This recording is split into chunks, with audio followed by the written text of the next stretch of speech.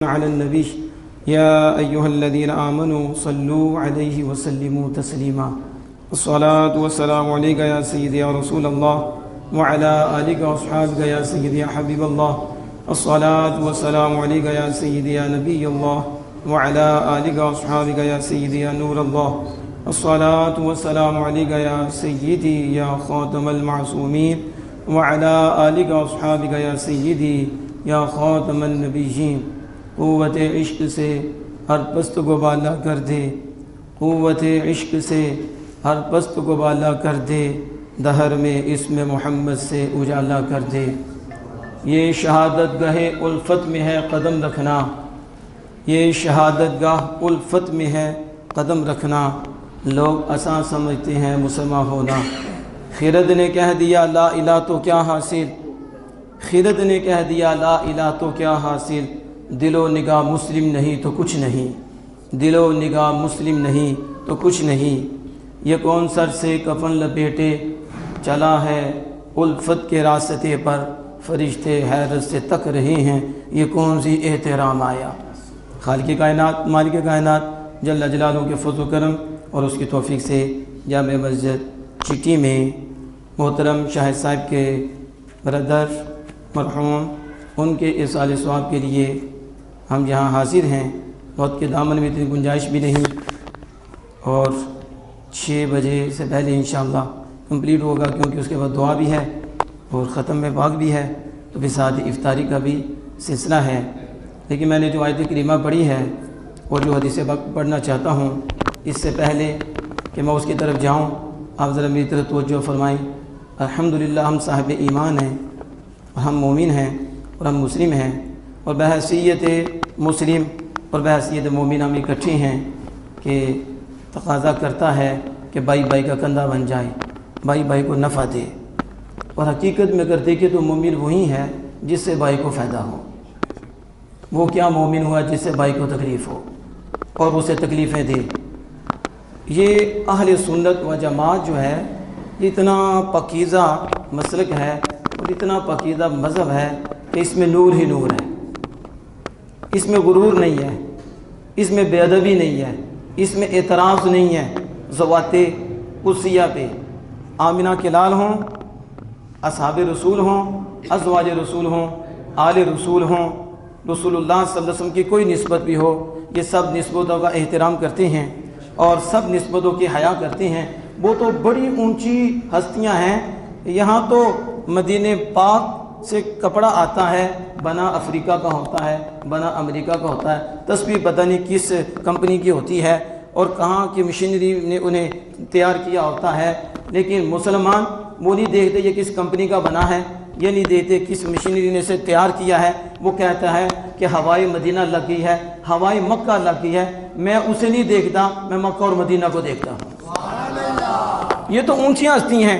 خواجہ نظام الدین اولیاء، سلطان الاولیاء، بابا فرید الدین گنج شکر رحمہ اللہ تعالیٰ کے خلیفہ، یہ ہیں ہمارے بزرگ. یہ وہ نہیں ہیں کہ جو ڈمکے ڈالنے والے ہیں، یہ جو پنگ پینے والے ہیں، ان کے ساتھ کوئی تعلق نہیں. ہمارے بزرگ وہ ہیں جنہوں نے ساری زندگی قرآن پڑھایا ہے، دین پڑھایا ہے، دین پہ عمل کیا ہے. انہوں نے درس نظامی بھی پڑھی ہے، نظام پڑھا ہے، نظام پہ عمل کیا ہے اور رب کی معرفت پائی ہے اور ان کے پاس بیٹھنے والے رب کے ولی بنے ہیں. اور یہ سلطان الاولیاء خواجہ نظام الدین اولیاء رحمہ اللہ تعالیٰ کی ذات پاک ہیں. وہ اتنی بڑی ہستی اور ایک کتا آ جاتا ہے اور آپ کتے کے لیے کھڑے ہو جاتے ہیں. اور اسے لکھنے والے امیر عبد الواحد گرامی صاحب سبا سنابل آپ لکھتے ہیں، اور صاحب سبا سنابل خود بہت بڑی ہستی ہیں، چشتیوں کے بہت بڑے سردار، سید اور بہت بڑے عالم دین، جن کو اعلیٰ حضرت امام اہل سنت الشاہ احمد رضا فاضل بریلوی علیہ رحمۃ الرحمن سلوٹ مارتے ہیں. اتنی بڑی ہستی وہ لکھتے ہیں کہ حاجہ سب کھڑے ہو گئے، کتے کے لیے کھڑے ہوئے. اب ساتھ ظاہر ہے جو پیار کرنے والے ہیں وہ بھی حیران ہوتے ہوں گے، ایک کتا ہے، لیکن آج کل کے کتوں کو کیا پتا وہ کتا کس کا تھا، اس کتے کی نسبت کس کے ساتھ تھی، یا اس کی کوئی مشابہت تھی. کہ مشابہت کا بھی کوئی دین میں تعلق ہے؟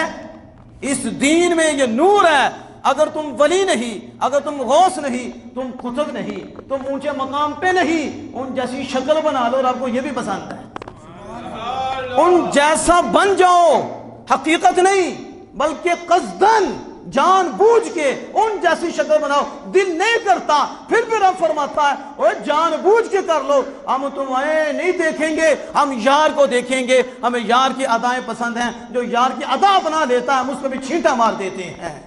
اب یہاں دیکھیں خواجہ صاحب کھڑے ہوئے، پھر خواجہ صاحب نے آگے سے وضاحت کرتے ہوئے کیا فرمایا؟ خواجہ صاحب نے فرمایا سنو، یہ جو کتا آیا ہے نا، میرے شیخ صاحب کے دربار میں کتا تھا، یہ اس کے ہم شکل کتا ہے، یہ اس کے یعنی وہ کتا نہیں، اس کے ہم شکل کتا ہے۔ میں کتے کو نہیں دیکھ رہا، میں اپنے شیخ کو دیکھ رہا ہوں کہ شیخ کے در کا کتا اس کتے کی ہم شکل کتا ہے، اس لیے وہ اس کے ادب کے لیے کھڑا ہو گیا ہے۔ جنہوں نے یہ ادب کیا ہے نا، انہوں نے یہ مقام پایا ہے، جو ولی کے در کے کتے سے مشابہت کتے کا اتنا ادب کرتا ہے، بتاؤ خالق کائنات کا وہ کتنا ادب کرتا ہوگا، اور آمینہ کے لال صلی اللہ علیہ وسلم کا کتنا ادب کرتا ہوگا۔ آپ یہ سمجھ رہے ہیں اس چیز کو؟ میں حدیث پاک آپ کے سامنے رکھتا ہوں اور اس کی طرف آپ توجہ فرمائیں۔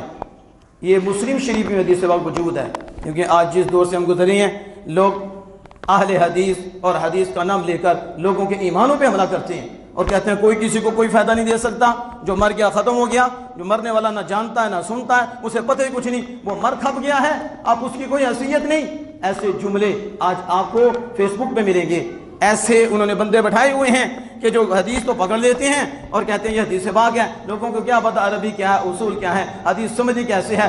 گویوں کو ہم سنتے ہیں تو پھر ہمیں سمجھ کیا آئے؟ اس لیے ہمارے ایمان جا رہے ہیں کہ جنہیں خود حدیث پڑھنی نہ آتی ہو، جنہیں اصول کا پڑھنا نہ آتا ہو، وہ ممبر پہ بیٹھ کے لوگوں کو تبلیغ کرے گا، تو جب لوگوں کو تبلیغ کرے گا تو بھیڑیے لے کے جائیں گے، ظاہر ہے وہ حدیث دکھائیں گے، وہ قرآن دکھائیں گے۔ جب ہم نے قرآن سیکھنا ہی نہیں، دین سیکھنا ہی نہیں، ہم نے اپنے ذوق کے لیے کام کرنا ہوتا ہے، اپنے شوق کے لیے کرنا ہوتا ہے، شعر و شاعری ہو جائے اور یہ ہو جائے۔ اب بھی شعر و شاعری میں ہے کہ نٹ نے بیڑا غرق کر کے رکھ دیا، اس امت کا نسل تباہ ہو رہی ہے، اور وہ بڑوں کو مشرک کہہ رہی ہیں، بڑوں کو کافر کہہ رہی ہیں، جو یہ سسٹم کرتے ہیں، کہتے ہیں یہ تو بلا فائدہ ہے، یہ تو کچھ بھی نہیں، یہ تو حرام ہے، یہ جو یہ سسٹم کر رہی ہیں اس میں نہ قرآن ہے نہ اس پہ حدیث ہے، اور کہتے ہیں اپنے آپ کو اہل حدیث ہیں۔ ہم نے کہا کون سے اہل حدیث ہو؟ اگر اہل حدیث ہو تمہارے سامنے بیٹھو، ہم تمہیں رب کے قرآن سے بھی ثابت کر کے دکھائیں گے، اور آمینہ کے لال کی زبان سے بھی ثابت کر کے دکھائیں گے، اور صحابہ کے کردار سے بھی ثابت کر کے دکھائیں گے۔ اب یہ مسلم شریف ہے اور سیاستہ کی دوسری کتاب ہے، یہ سب سے پہلے بخاری ہے اور بخاری کے بعد مسلم ہے، اور امام مسلم اس حدیث کو لائے، اور یہ حدیث امام ترمذی بھی لائے، یہ حدیث سنن ابی داؤد والے بھی لائے، اور یہ حدیث مشکات المصابیح میں ہی ہے، اور اس حدیث کی شرح ایک شارحین نہیں کتنے شارحین نے کی ہے، ہمارے نے بھی کی ہے، البانی نے بھی کی ہے، ابن تیمیہ نے بھی کی ہے۔ اپنے بندوں کو بھی پڑھ کے دیکھ لو کہ اس حدیث کی شرح کیا کرتے ہیں۔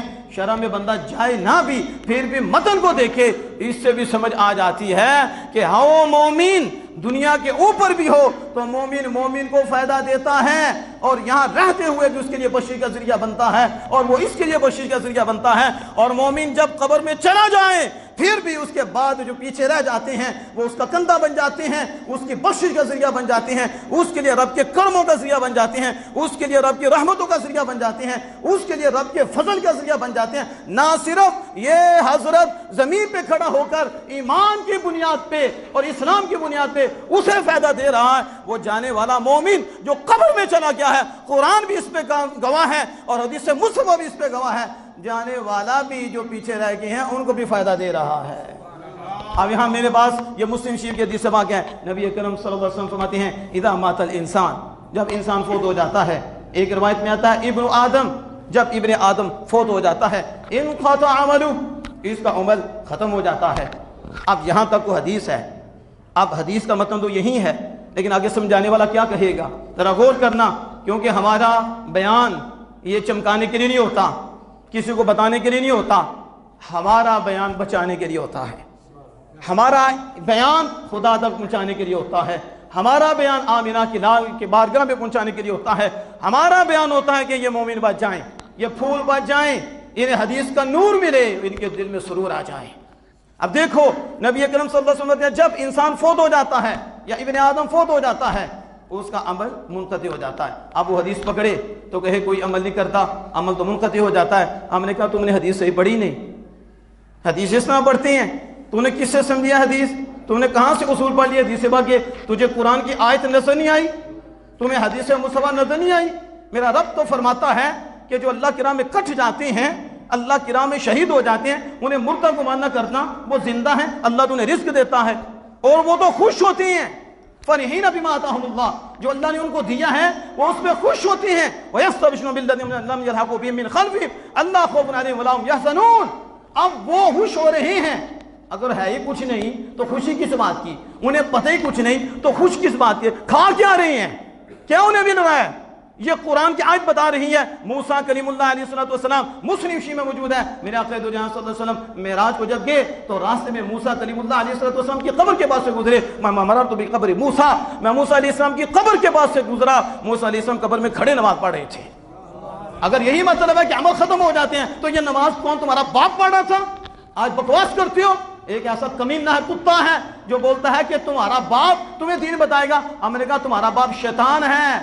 ہمارے آمنہ کے لال ہیں، ہمارے بزرگ ہیں جنہوں نے قرآن سمجھایا، جنہیں ہمیں حدیث سمجھائی ہے. تم نے کون سی انقطاع عملو، کوئی عملی کام آتا، کام ختم ہو گئے. ہم نے کہا ختم بند کر، تو نے حدیث پڑھی نہیں. کام کہاں سے ختم ہو گئے؟ کام نہیں ختم ہوتے. وہ تو قبر میں بھی جا کے قرآن پڑھتے ہیں، وہ تو قبر میں بھی جا کے نماز پڑھتے ہیں. ترمذی شریف میں حدیث موجود ہے کہ صحابی خیمہ لگا رہے ہیں، قبر کے اندر سورۃ ملک پڑھی جا رہی ہے اور انہوں نے پوری سورۃ ملک سنی ہے، پوری، اور پھر بھی اپنے پہ اعتماد نہیں کیا.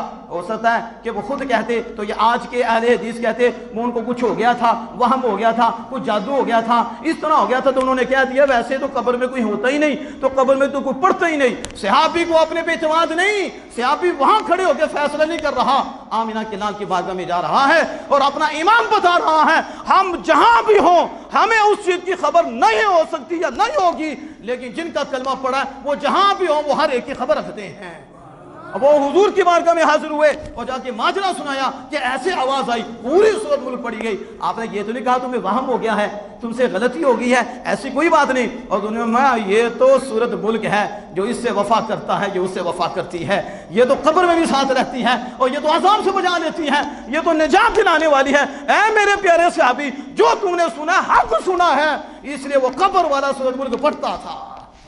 اب سمجھ آ رہی ہے؟ اس کے علاوہ دیگر حدیث میں ہم بتا سکتے ہیں. معراج کی رات نبی اکرم صلی اللہ علیہ وسلم نے سب نبیوں کو نماز پڑھائی، ساروں نے حضور کے پیچھے نماز پڑھی. یہ مطلب نہیں ہے کہ انقطع عملہ. یہی میں کہتا ہوں کہ حدیث کسی محدث سے سنو، حدیث کسی شارحین حدیث سے سنو، وہ آپ کو حدیث کا مطلب بتائے. ایک حدیث پڑھ کے فیصلہ کر لینا جاہل کا کام ہے. ساری احادیث سامنے رکھ کر پھر فیصلہ کرنا یہ محدثین و شارحین کا کام ہے. اب دیکھو انقطاع عمل کا یہ ترجمہ بنتا ہے، نہیں، انقطع عملہ کا مطلب یہ ہے انقطع ثواب عملی، یعنی جب بندہ فوت ہو جاتا ہے اس کے عمل کا ثواب منقطع ہو جاتا ہے. عمل تو وہ قبر میں بھی کرتا ہے، لیکن یہاں جو عمل کرتا ہے اس میں جزا بھی ہے، اس میں سزا بھی ہے. لیکن قبر میں جو عمل ہے اس میں فرض نہیں، اس میں لازم نہیں. لیکن پھر قبر میں جا کے کیوں کرتا ہے؟ اس لیے یہاں بھی اسے رب کی اطاعت میں مزہ آتا تھا، رب کی فرما برداری میں مزہ آتا تھا، آمنہ کے لال کی اطاعت میں مزہ آتا تھا، آمنہ کے لال کی اتباع میں مزہ آتا تھا، یہاں قرآن پڑھنے پہ اسے مزہ آتا تھا، یہاں دین سننے میں اسے مزہ آتا تھا. اس لیے جب وہ دنیا سے جاتا ہے اب اس پہ لازم نہیں، لیکن بطور تلذذ اور بطور لذت وہ قبر میں بھی نماز پڑھتا ہے اور قبر میں بھی قرآن پڑھتا ہے. اب سمجھ آ رہی ہے؟ یہ حدیث مکمل کرنی ہے. انقطع عملہ یعنی انقطع ثواب عملی، جب بندہ فوت ہو جاتا ہے تو اس کے عمل کا ثواب منقطع ہو جاتا ہے. عمل بعد خوش قسمتوں کے باقی رہتے ہیں.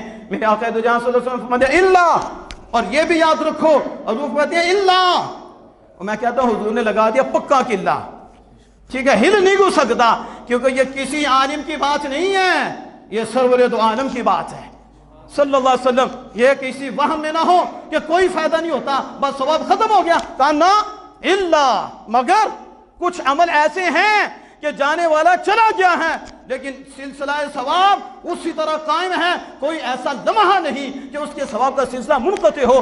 ہر گھڑی 24 گھنٹے اس کی قبر میں نور آتا ہے اور 24 گھنٹے اس کے نامہ اعمال میں ثواب لکھا جا رہا ہے. اگرچہ وہ فوت ہونے والا فوت ہو گیا لیکن ہے صاحب ایمان، ایسے عمل کر کے گیا ہے، اللہ عز و جل نے ایسا کرم فرمایا ہے کہ اب برابر اسے ثواب مل رہا ہے اور لگاتار اس کو ثواب مل رہا ہے۔ حضور فرماتے ہیں الا من ثلاث، مگر 3 عمل ایسے ہیں جس کا ثواب مرنے کے بعد بھی برقرار رہے گا اور دائمی رہے گا اور لگاتار رہے گا اور مسلسل رہے گا، متصل النفع، اس کا نفع ہر گھڑی اس کو ملتا رہے گا۔ اب وہ کون سے اعمال ہیں؟ میرے آقا دو جہان صلی اللہ علیہ وسلم نے خود فرمایا صدقۃ جاریۃ، ایک پہلا عمل اس کا یہ ہے کہ وہ صدقہ جاریہ کر گیا تھا، مسجد بنا گیا تھا۔ مسجد میں کچھ چھوٹا سا بھی کام ہو تو صدقہ جاری ہی ہوتا ہے، جب تک لگا رہے، اینٹ لگا دی تو یہ رہتی ہے دائمی، تو لہذا یہ ثواب کا سلسلہ دائمی ہے۔ مدرسہ بنا گیا، صحرام، یا پھر اس نے کو نہر کھدوا دی، پانی جاری کرا دیا، سبیل لگا دی، وقف کر دی، وقف کا کوئی کام کیا ہے تو یہ ایسا کام ہے کہ وہ دنیا سے گیا 1000 سال بھی ہو گئے ہوں، 1000 سال برابر اسے ثواب ملتا رہے گا، کیونکہ یہ ایسے کام ہے، یہ دائمی ہے۔ یہ اپنا عمل وہ دنیا میں کر کے گیا تھا، میرے آقا دو جہاں صلی اللہ علیہ وسلم، اگرچہ وہ چلا گیا ہے لیکن اس نے یہ جو کام اللہ کی رضا کے لیے کیا تھا، مسجد وقف کی تھی یا مدرسہ وقف کیا تھا یا عیدگاہ وقف کی تھی یا اس کے علاوہ دیگر دینی کاموں کے لیے اسے کوئی چیز وقف کی، مخلوق سے ہمدردی کرنے کے لیے سبیل کا سلسلہ کیا، اسے دائمی کر گیا، وہ صدقہ کر گیا۔ اب چلا تو کیا ہے لیکن عمل کا ثواب مل رہا ہے، عمل کا ثواب مل رہا ہے۔ اب دوسرا نبی کرم صلی اللہ علیہ وسلم فرماتے ہیں علم ينتفع به، یا دوسرا عمل وہ ہے علم جس سے لوگ فائدہ اٹھاتے ہیں، وہ ایسا علم چھوڑ کے گیا جس سے لوگوں کو فائدہ ہو۔ یہ کہتے ہیں کوئی کسی کو فائدہ نہیں دے سکتا، ہم نے کہا کمینوں جو فائدہ دیتا اسے رب بہت دیتا۔ تم نے کون سی حدیث پڑھ لی کوئی فائدہ نہیں دیتا؟ تم نہیں دیتے، تیرے پاس کون سا علم نافع ہے؟ علم نافع حضور کے عاشقوں کے پاس ہے، علم نافع حضور سے محبت کرنے والوں کے پاس ہے۔ حضور فرماتے ہیں جانے والا جانے سے پہلے انتظام کر کے گیا تھا، اس نے علم دین سیکھا تھا، اور علم دین سیکھ کر وہ ایسا علم تھا پھر اس نے اس کو پہنچایا، سکھایا، یا اس نے لکھا، تصنیف لکھی، اس نے لوگوں کو سکھایا، طلباء تیار کیے، شاگرد تیار کیے، کتب حدیث لکھی، علم لکھا، دین لکھا۔ چلا تو وہ گیا ہے، چلا تو وہ گیا ہے، اب اس کے لکھے ہوئے کو نقل کرتا ہے تو وہ بھی ثواب، اس کے لکھے ہوئے پہ بھی ثواب۔ اب کوئی اسے پڑھتا ہے تو جتنے پڑھنے والے اس کا بھی اس کا ثواب، اور جو آگے اس پہ عمل کرتے ہیں، جتنے بھی عمل کرتے ہیں اس کا بھی اس کا ثواب۔ اور جب تک اس کی تصنیف رہے گی اور جب تک اس کی تقریر رہے گی، جب تک اس کا بیان رہے گا، جو بھی سنتا رہے گا اس کو اس کا ثواب ملتا رہے گا، اور جو بھی آگے تیار ہوتا جائے گا پھر آگے تیار کرتا جائے گا، پھر آگے تیار کرتا جائے گا، ہزاروں کیا، لاکھوں کیا، اربوں کیا، کروڑوں اس دیے سے دیے چلتے رہیں گے۔ یہ لیٹا اپنی قبر میں ہوگا، اربوں خربوں لا تعداد ثواب برابر اسے ملتا رہے گا۔ کیا شان اعلیٰ حضرت کی اور کیا شان ہے امام اعظم ابو حنیفہ کی، کیا ان بزرگوں کی شان ہے کہ ایک نہیں ہے، لاکھوں کروڑوں اربوں سے بھی زیادہ ان کی تعلیمات پہ عمل کر کے اللہ کی طرف آ رہے ہیں اور اللہ کی طرف چل رہے ہیں اور آگے چلا رہے ہیں۔ بتاؤ ان ہستیوں کو رب کے ہاں سے کتنا اجر مل رہا ہوگا۔ دیکھو علم کی فضیلت کتنی ہے، آج ہمارا حال کیا ہے، ہم دین سے کتنے دور ہیں۔ میرے آقا دو جہاں صلی اللہ علیہ وسلم، علم دین جس نے سیکھا آگے سکھایا ہے، علم دین آگے پہنچایا ہے، یہ ایسا دیا ہے جو بجھے گا نہیں، یہ چلتا رہے گا، اس کی قبر میں روشنی آتی رہے گی، اس کی قبر چمکتی رہے گی۔ یہاں میں ٹھہر کے ایک بات کرتا چلوں، یہ تو علم نافع تھا جس نے لکھا، اور جس نے برا لکھا، وہ علم لکھا جس سے لوگوں کو نقصان ہو۔ آج تو نیٹ کا دور ہے، کلپ پہ کلپ، شریعت کے خلاف بغاوتیں، اور ناچ کر دکھا رہی ہیں لوگوں کو، ڈانس کر کے دکھا رہی ہیں، اللہ اس کے رسول کی بے ادبیاں کر کے پھر اس کو منتقل کرتے ہیں۔ کچھ ایسے لوگ بھی ہیں جو بغیر مطالعہ کے ایسی گفتگو کرتے ہیں جو شریعت کے خلاف ہے۔ اب وہ 10 کے بعد پہنچے، 20 کے بعد پہنچے، 70 کے بعد پہنچے تو 70-20 کے بعد نہیں پہنچی، پوری دنیا میں جاتی ہے، فیس بک پہ تھرو کہاں کہاں جاتا ہے، یہ میسج ٹک ٹاک پہ کہاں کہاں نکل جاتا ہے۔ اب ہزاروں اس کو سنتے ہیں تو ساروں کا گناہ اس کے سر پہ پڑے گا، اور اگر اس پہ عمل کر لیں تو پھر اس کا بھی گناہ اس پہ پڑے گا، اور پھر اگر آگے ڈیولپ کریں، اسے منتقل کریں، جب تک کرتے رہیں گے اس کو اس کا گناہ ملتا رہے گا۔ اور دوسری طرف ایک محبت کی بات کرتا ہے، ایک ہدایت کی بات کرتا ہے، اللہ کی طرف پیغام دیتا ہے، اللہ کے رسول کا پیغام دیتا ہے، والدین کے ادب کی بات کرتا ہے، بزرگوں کے ادب کی بات کرتا ہے، انہیں نماز کا بتاتا ہے، انہیں سچ کا بتاتا ہے، جھوٹ اور سچ کی تمیز بتاتا ہے، حق و باطل میں فرق بتاتا ہے، غیبت اور چغلی میں فرق بتاتا ہے، اور حسد کینے کی بات بتاتا ہے، کہاں جھوٹ بولنا ہے، کہاں سچ بولنا ہے، کہاں نہیں بولنا، کہاں بولنا ہے، قرآن کیا کہتا ہے، دین کیا کہتا ہے۔ یہ اس کے میسیجز ہیں، اور یہ جہاں تک پہنچتے ہیں لاکھوں اربوں کروڑوں پہ جاتے ہیں، جب تک جاتے رہیں گے ثواب کا سلسلہ اس کا جاری رہے گا۔ یہ علم نافع ہے، یہ کیا ہے؟ علم نافع۔ تیسرا جو حضور سید عالم صلی اللہ علیہ وسلم نے فرمایا وہ کیا ہے؟ فرمایا ولد صالح۔ کیا فرمایا؟ ولد صالح، یعنی مسلمان بچہ۔ کیا؟ یہ قید کا مطلب یہ نہیں ہے کہ متقی بچہ ہوگا تو دعا کرے گا تو والد کو فائدہ ہوگا۔ دوسری حدیث بھی ہیں، احادیث بھی موجود ہیں، قرآن پاک بھی موجود ہے۔ اب دامن وقت میں اتنی گنجائش نہیں کہ میں اس کو کھولوں، لیکن حدیث سمجھنا ہر ایک کا کام نہیں۔ ولد صالح ای مسلمین، ای مسلمون، یعنی ولد صالح سے مراد ولد مسلمون، مومن بچہ۔ کیا؟ شریعت نے قید لگائی ہے، ہر ایک کی دعا فائدہ نہیں دیتی، اس کی دعا فائدہ دے گی جس کے دل میں اللہ اس کے رسول کی محبت ہوگی، جو ایمان والا ہوگا۔ ولد صالح، صالح بچہ، مسلم بچہ، یدعو لہ، جب دعا کرے گا، اور یدعو لہما، جب والدین کے لیے دعا کرے۔ یہ وہ بچہ ہے، یہ والدین کے لیے صدقہ جاریہ بنتا ہے، صدقہ جاریہ بنتا ہے۔ اگر یہ بننا چاہے تو اتنی محنت کی ضرورت ہی نہیں، اتنا پیسہ لگانا بھی نہیں، اتنا مال بھی نہیں، اتنی مال کی بات بھی نہیں، صرف اطاعت مصطفیٰ ہے، اطاعت خداوندی ہے کہ وہ کرنے لگ جائے تو ہر گھڑی والدین کو ثواب ملتا ہے۔ وہ سوتا تو عبادت ہوتی ہے تو اس کا ثواب بھی والدین کو ملتا ہے۔ نبی اکرم صلی اللہ علیہ وسلم فرماتے ہیں ماں باپ تو فوت ہو گئے ہیں لیکن پیچھے جو بچہ چھوڑ کے گئے ہیں وہ بچہ مسلم ہے، بچہ مسلم ہے۔ جہاں میں ٹھہر کے بات کرتا ہوں، نبی اکرم صلی اللہ علیہ وسلم یدعو لہما، وہ ان کے لیے دعا کرے۔ کیا کرے؟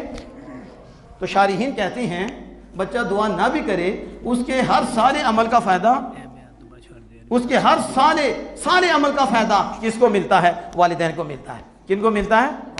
تو پھر حضور نے کیوں فرمایا یدعو، کہ وہ دعا کرے؟ ان کے علاوہ بھی دعا کریں تو اسے فائدہ پہنچتا ہے۔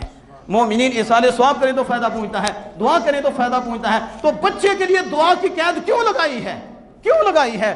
کہا اس لیے لگائی ہے کہ بچہ ڈائریکٹ نہیں آیا، ابا جی کے ذریعے آیا ہے اور اماں جی کے ذریعے آیا ہے۔ بچے پہ احسان ہے ماں باپ کا کہ بچے کا وجود ماں باپ کی وجہ سے ہے، تو حضور نے قید لگائی، یعنی یہ قید ترغیبی ہے۔ یعنی کیا قید؟ شوق دلانے کے لیے، اوے تو بیٹا ہے ان کا، اور وہ ہے تیرے ابا جی، وہ ہے تیری اماں جی، تیرے آنے میں وہ دونوں تیرے وسیلہ بنے ہیں، اس لیے اتفاقی قید لگائی۔ اور دعا کرے یا نہ کرے تو نے تو عمل صالح بھی کرنے ہیں اور ان کے لیے دعائے خیر بھی کرنی ہے ان کے لیے۔ یہ بات میں ختم کرتے ہوئے یہ بات آپ کے سامنے رکھ دوں کہ یہ تین چیزیں بیان فرمائی، صدقہ جاریہ اور علم نافع، اور تیسرا مسلمان بچہ، مسلمان مومن بچہ۔ یہ تینوں والدین کے لیے کیا بنتے ہیں؟ ثواب کا ذریعہ بن جاتے ہیں، اور یہ ثواب ملتا رہتا ہے۔ مال کی عام ضرورت ہوتی ہے لوگوں کو، ہوتی ہے کہ نہیں؟ تو علم کی بھی عام ضرورت ہوتی ہے۔ تو حضور نے مال کا پہلے ذکر فرمایا، پھر علم کا ذکر فرمایا۔ پتہ چلا مال سے بندہ بہت بڑا مالدار بن جاتا ہے۔ آپ نہیں سمجھے، دنیا کا مالدار نہیں، اللہ کے ہاں مالدار ہو جاتا ہے جو مال لٹاتا ہے، لوگوں کی ضروریات پوری کرتا ہے۔ دیکھو نا، مرنے کے بعد بھی ضرورت پوری کی ہوئی ہے، اور ثواب کا سلسلہ قبر میں بھی ہے اور اس کے نامہ اعمال میں چل رہا ہے۔ اب تو وہ خود نہیں کر رہا لیکن لوگوں کو فائدہ دے گیا ہے، لوگوں کو، اور علم نافع لوگوں کو فائدہ دے گیا، ہدایت کا سبب بن گیا اور ایمان کا سبب بن گیا، اس کے تقوی کا سبب بن گیا۔ اب وہ متقی پرہیزگار آگے چل رہے ہیں۔ یہ عام ضرورت ہے ہر مومن کو علم کی، اور علم کی اتنی ضرورت ہے اتنی رزق کی ضرورت نہیں جتنی علم کی ضرورت ہے۔ رزق تو 2-3 ٹائم کھا کے بھی بندہ گزارا کر لے گا، علم کے بغیر تو ایک لمحہ بھی نہیں چل سکتا۔ علم تو ہر گھڑی ضرورت ہے، اس لیے رسول اللہ نے مال کے لیے بھی ترغیب دلائی ہے، اور ساتھ رسول اللہ صلی اللہ علیہ وسلم نے علم کی بھی ترغیب دلائی ہے کہ علم کی فضیلت کتنی ہے، اور جو مال راہ خدا میں خرچ ہوتا ہے اس کی بھی فضیلت کتنی ہے کہ دنیا سے جانے کے بعد بھی ہزاروں سال گزر جائیں گے، سلسلہ نور چلتا رہے گا۔ تو یہ میں نے آپ کے سامنے مختصر سے وقت میں حدیث نور کا جو مختصر سا جو تبصرہ تھا وہ میں نے آپ کے سامنے رکھا۔ اللہ جل وعلا سے دعا ہے کہ اپنے محبوب کریم صلی اللہ تعالی علیہ